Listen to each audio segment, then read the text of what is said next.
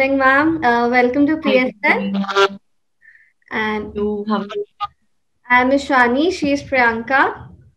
Hi Priyanka, hi Shani. Yeah. For all for all those who don't know, Dr. Isha is a pediatrician. So, ma'am, tell us about your field of specialization and why did you choose to become a pediatrician? Hi. I specialize in children from the age of from the time that they are born, from newborn up till the age of 18 years. And so from the first breath onwards is what I do for children. And I think the job probably chose me because while I was doing my graduation as well as my internship, it just felt like a good fit, and it felt that I can do this well, and I felt that I'm not that good a fit in probably surgical branches, and God was gracious enough to for me to get a PG post graduation in the same subject, so I was able to pursue it. So, ma'am, And from where and did you sorry, get your sorry, yeah. medical education, training, and certification? Okay. I got my medical education from Pune as well as from Mumbai and then in Delhi. And I'm certified in several things. So you keep on adding to your resume. And so I kept on. I basically did things by, what I felt that I was not that good at. And I thought that I wanted to learn more about it. And I kept on taking up courses and doing more and more in the same field. And so as of now, I'm obviously certified by the Delhi and Indian Medical Councils or the National Medical Council. And I also am certified, I'm a certified infant and young child feeding counselor and an instructor, as well as I'm a nationally certified basic life support instructor. And That's one. I do hope to pursue lots of things forward, maybe in the lines of research as well as in clinical research, I would say. Okay, ma'am. So, ma'am, Great, ma'am. what is your childcare philosophy, and what's your take on vaccines, antibiotics, circumcisions, and similar concepts? Okay.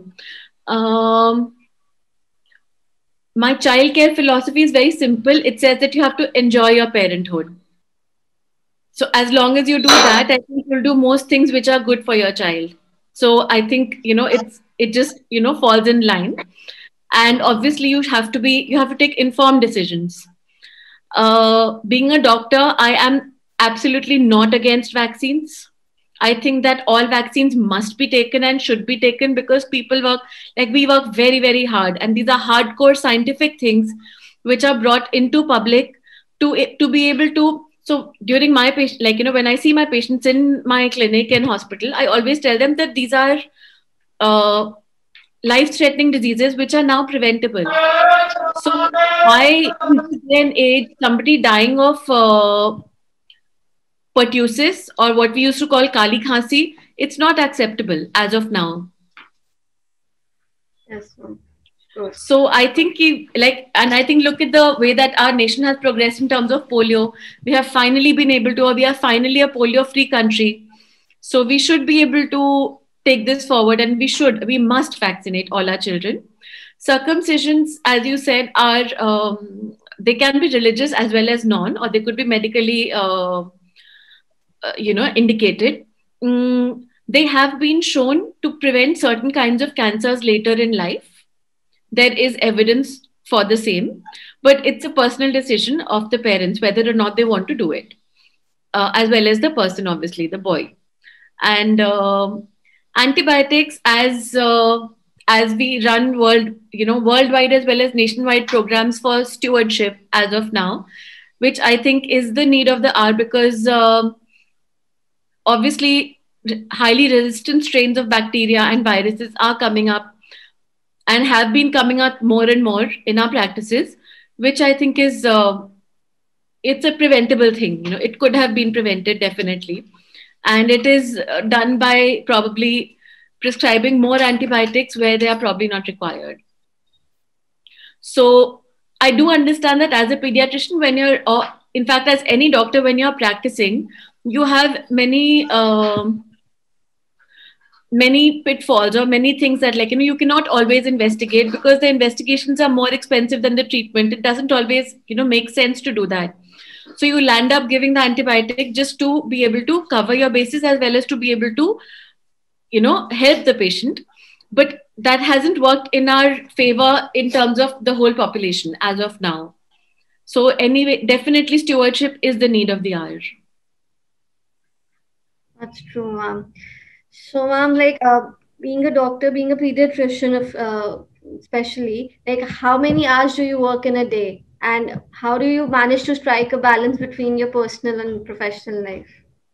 We become efficient time managers, I think, when we become doctors, because I work in my OPDs about 4 to 5 hours a day, and after that I'm on call. I'm available for emergencies throughout the day, and that I have no hours whatsoever. So we make the most of the time that we have. So the time that I come back from OPD is the time that I like to, spend entirely at home, physically and mentally present at home, or doing the things that I like to do. And, then when you're obviously in hospital, I think it's 100% thing. So that's how we're able to do it, I hope. I'm sure it must Ma'am, be. share with us your thought on issues such as parenting, strategies, and child's emotional and social development. This is a very wide topic, and this is a topic which, in many ways, will give you many views and is still being studied in terms of best strategies. A view that I may give today may change maybe 5 years down the line, because again, it is such an evolving field that like things like maybe the social development and the emotional development that we talk about so often today, maybe 10 years back we were not talking about these things, because we were not that aware of these things. We talk about side effect of vaccines like autism and all those things which the anti-vaxxers like to talk about. We weren't aware of these things, but these are not directly causative, and that has been proved, like, because as we keep taking our science forward, we know that we have to go towards an evidence-based practice. So we only do what we have evidence for. A particular thing or a particular practice has to be studied and studied and studied, and only then it comes into practice as an evidence-based medicine. So that is what we do as of now.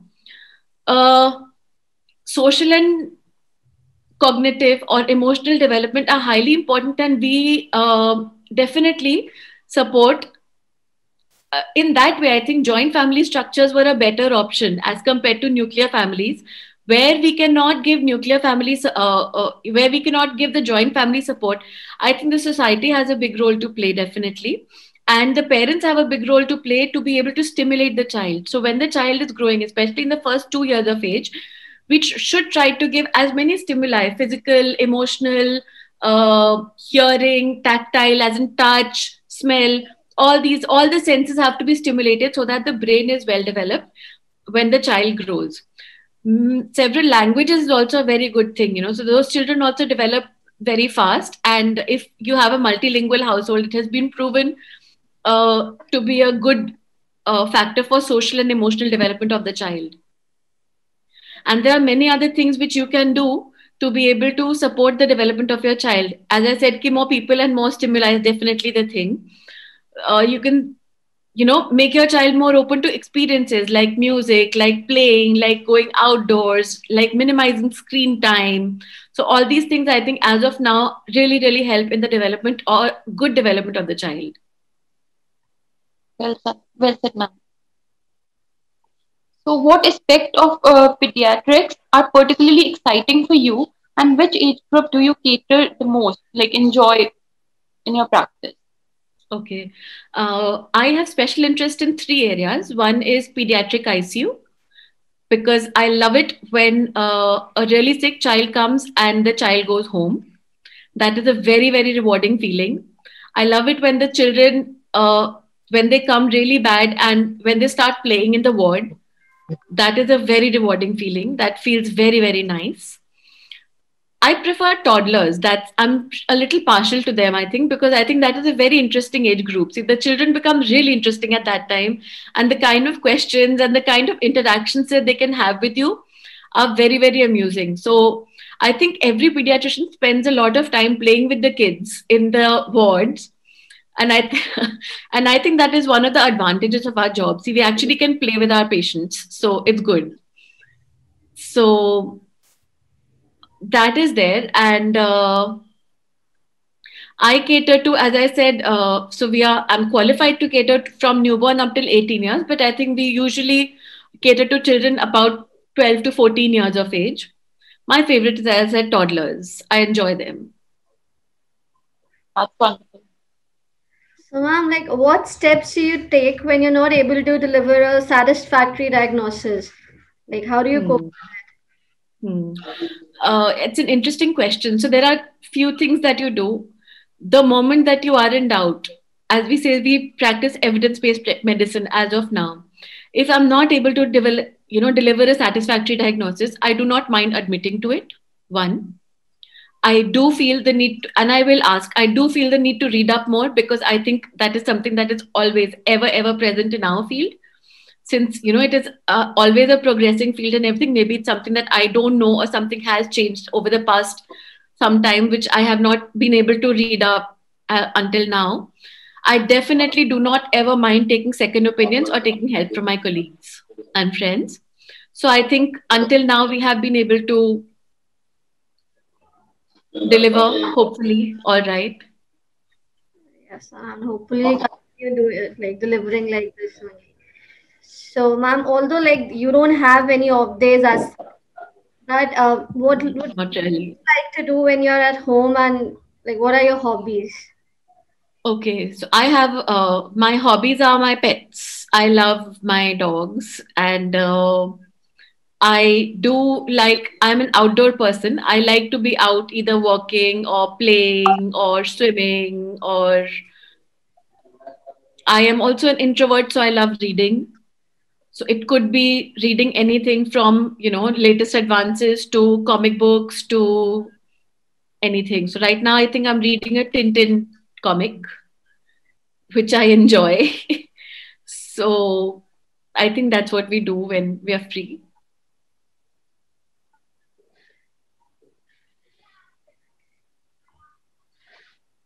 So, ma'am, tell us about a time you had to face an uncooperative child and how did you handle it? Okay. Uncooperative children are not that difficult. Uncooperative parents actually lead to more problems with us because children are easy to handle, I think. You can always cajole them, you can always talk to them and reason with them, but sometimes parents are unable to understand the gravity of the situation or the need for the action that is required. Also, I do think that over the past several years, the atmosphere of distrust which has been propagated by the media in our country towards doctors is very counterproductive to the patients because it doesn't it leads to definitely some sort of over investigation, if not over investigation, but yeah, you do like to cover your bases uh, when you're seeing a patient, and the doctor is always on his guard somewhere because sometimes it can be very, it's not nice to, but I say very clearly that no doctor will ever try to harm your patients because it is his source of living. Why would any person want to harm their own source of living? It's as simple as that. So, no doctor would like to or would want to cause harm to any patient. It's simply counterintuitive and counterproductive. And I think the attitude that is there needs to, I think, change over time, change back to the good medicine that is or was there. And it has already started in, I think, the Nordic countries, etc., where they have removed the, doctor patient relationship from the consumer forum. I do think that is a very good step in taking the, doctor patient relationship forward because it's just how it has to be done. it's, it can't be treated like a business. It can't be treated like uh, you know a consumer or a capitalistic relationship. It's not possible. That's not the way forward for the country or for the world, for that matter. Yes. Yeah. Shani. Okay. So I'm like, we've often heard that babies who are not breastfeeded face problems when they grow up. So is it a myth or a reality? No, it's actually a reality. We do promote breastfeeding as much as possible, and as much as so to promote breastfeeding and to avoid infant milk substitutes, there are actually laws and acts which are in practice within our country. And children who are not breastfed definitely have a higher incidence of obesity, hypertension, that type 2 diabetes, and lipid abnormalities, and eventually cardiac diseases. They are shown to have a lower IQ as compared to a higher IQ. Breastfed children have a higher IQ as compared to bottle fed babies. And definitely, breastfed babies have much lesser or a much lesser incidence of infections during their infancy and childhood. So it is definitely a highly protective factor as compared to the infant milk substitutes. I would also like to add one more thing that, I do think that the milk substitutes have become very good as of now. There's no doubt about it. The only thing that they cannot provide is the immunity that the mother passes to the baby while breastfeeding her baby.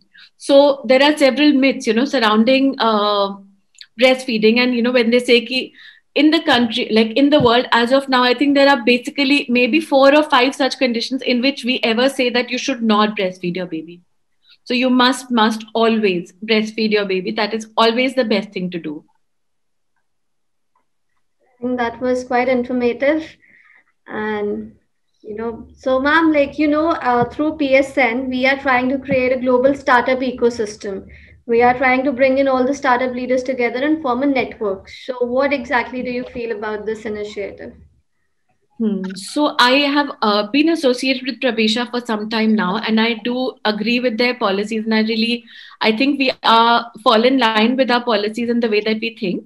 And I do think that this is a very good system, a very useful initiative of growing together in directions which are sustainable and useful and helpful to all. So I do think that it is a fantastic initiative taken by the Prabisha people.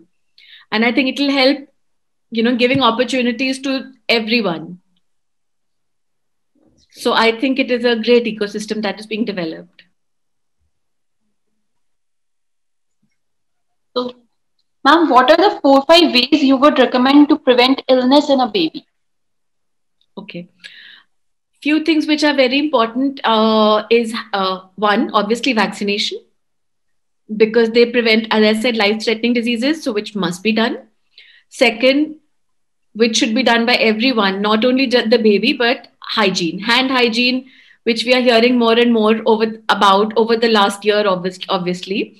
But so we doctors have been saying this forever.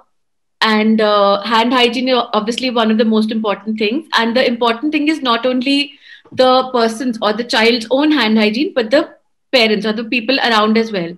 Because in our country, most of the diseases which, or the children, the under 5 or the infant mortality is most commonly caused by fecal-oral route, which would mean that stools in some way infect or come into our bacteria in stools come into our food, and we ingest that food.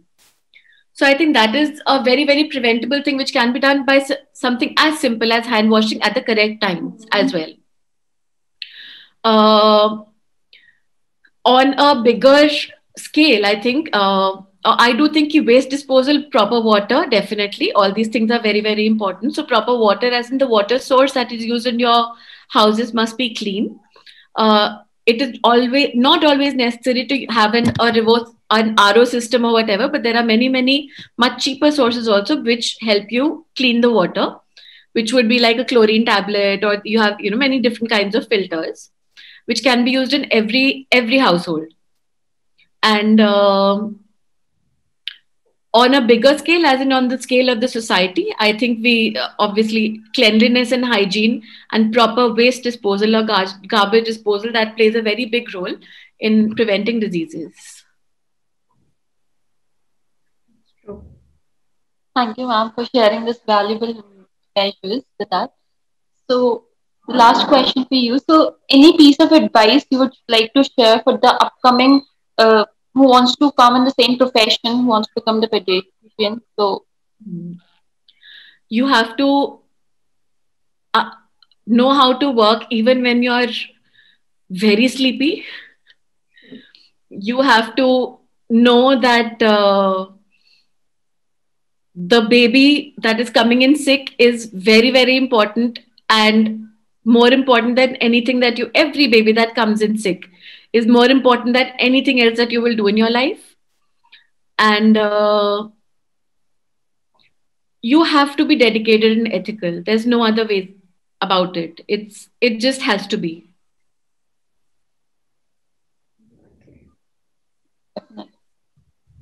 So, but I think that brings us to the end of the interview.